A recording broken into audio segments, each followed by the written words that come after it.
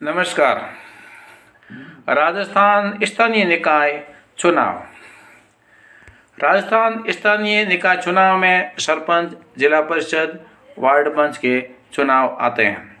तो आज के वीडियो में राजस्थान स्थानीय निकाय के चुनाव, जिसमें सरपंच, वार्ड पंच कब होंगे और कौन चुनाव लड़ सकता है और पूरी योग्यता क्या है, अगर आप गांव का कोई व्यक्ति पंचायत चुनाव लड़ने के लिए सोच रहा है तो ये वीडियो जरूर अंत तक देखिएगा।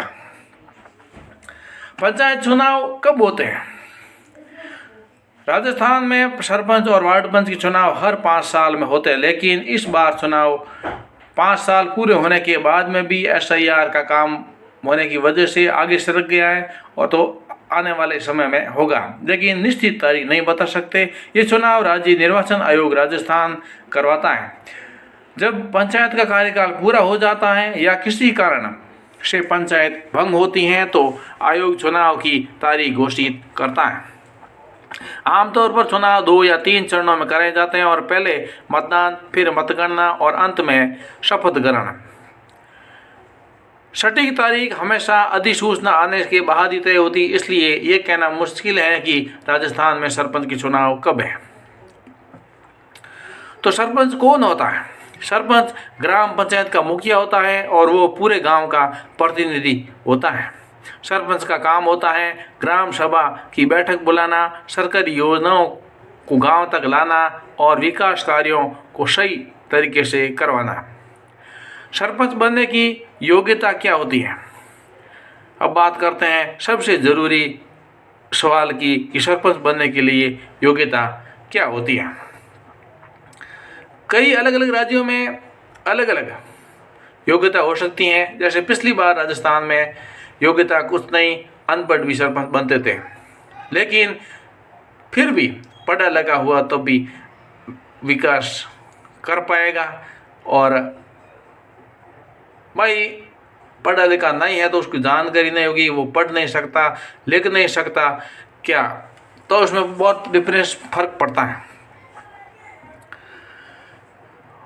सरपंच की योग्यता में नागरिकता तो भारतीय होना ही चाहिए और आयु 21 वर्ष होनी चाहिए। नाम मतदाता सूची में उम्मीदवार का नाम उसी ग्राम पंचायत की वोटर लिस्ट में दर्ज होना चाहिए। शैक्षणिक योग्यता की बात की जाए तो कक्षा 10वीं और कहीं कहीं 12वीं भी करते हैं। अनुसूचित जाति, जनजाति और महिला कर्मचारी के लिए और 8वीं पास कुछ परिस्थितियों में छूट दी जाती है। और पिछली बार जो बिना पढ़े लिखे उनको भी छूट दे दी थी कांग्रेस सरकार ने, लेकिन ये निर्वाचन आयोग पर ये 1-2 दिन में फैसला होता है, लेकिन इतना ज़रूरी है कि पढ़ा लिखा होना चाहिए।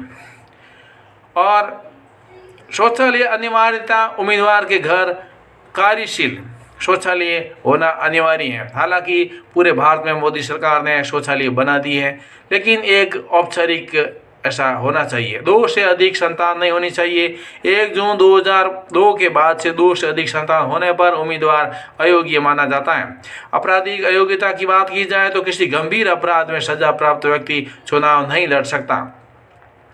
सरपंच के साथ साथ होते हैं वार्ड पंच। तो वार्ड पंच कौन होता है? वार्ड पंच ग्राम पंचायत के एक वार्ड क्षेत्र से चुना गया प्रतिनिधि होता है। और ग्राम पंचायत में कई वार्ड होते हैं, किसी में 8 होते हैं, किसी में 10 होते हैं, किसी में 15 होते हैं। तो हर वार्ड से एक वार्ड पंच चुना जाता है और वार्ड पंच जनता की समस्याएं पंचायत तक पहुंचाता है। वहाँ मीटिंग होती हैं और वहाँ पर निर्णय होते हैं। वार्ड पंच चुनाव की योग्यता की बात की जाए तो भारत का नागरिक, आयु 21 साल और वोटर लिस्ट में नाम, जैसा सरपंच में वैसा वोटर लिस्ट में नाम उसी पंचायत में होना चाहिए। और शैक्षणिक योग्यता 8वीं पास कम से कम होनी चाहिए और सरकार द्वारा कहीं छूट मिलती है तो उसका फ़ायदा ले सकते हैं।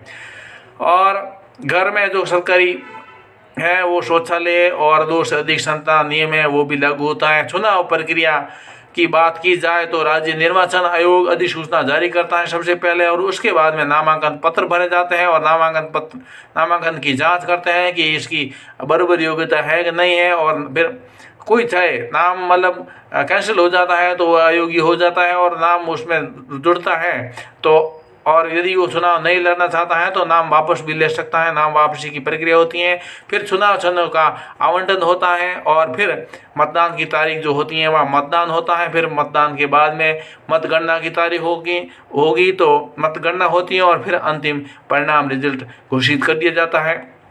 सरपंच और वार्ड पंच के अधिकार और कर्तव्य की बात की जाए तो ग्राम विकास परियोजना का संचालन, सरकारी योजनाओं का लाभ पात्र लोगों तक पहुंचाना, पंचायत निधि का सही उपयोग, ग्राम पंचायत की बैठक बुलाना और सड़क, पानी सप्लाई, सफाई, शिक्षा, स्वास्थ्य जैसे मुद्दों का काम करना रहता है। निष्कर्ष में राजस्थान में सरपंच और वार्ड पंच चुनाव ग्रामीण लोकतंत्र की रीढ़ है और सही, ईमानदार और योग्य व्यक्ति का चयन ही गांव के विकास की दिशा तय करता है। चुनाव लड़ने से पहले उम्मीदवार को अपनी योग्यता, नियम और जिम्मेदारियों को भली भांति समझना चाहिए। आप मेरी वीडियो को लाइक कीजिए, चैनल पर नए सब्सक्राइब कीजिए, वीडियो को शेयर कीजिए। उसके अलावा सरपंच के बहुत सारे कर्तव्य होते हैं और हर महीने की मीटिंग और ग्राम के विकास के सारे काम होते हैं और जैसे जैसे वो काम करते जाते हैं बजट के हिसाब से हर पंचायत को काफ़ी सारा बजट होता है। वो सरपंच पर निर्भर रहता है कि वो आखिर कितना बजट उस सरपंच ले पाता है समिति से।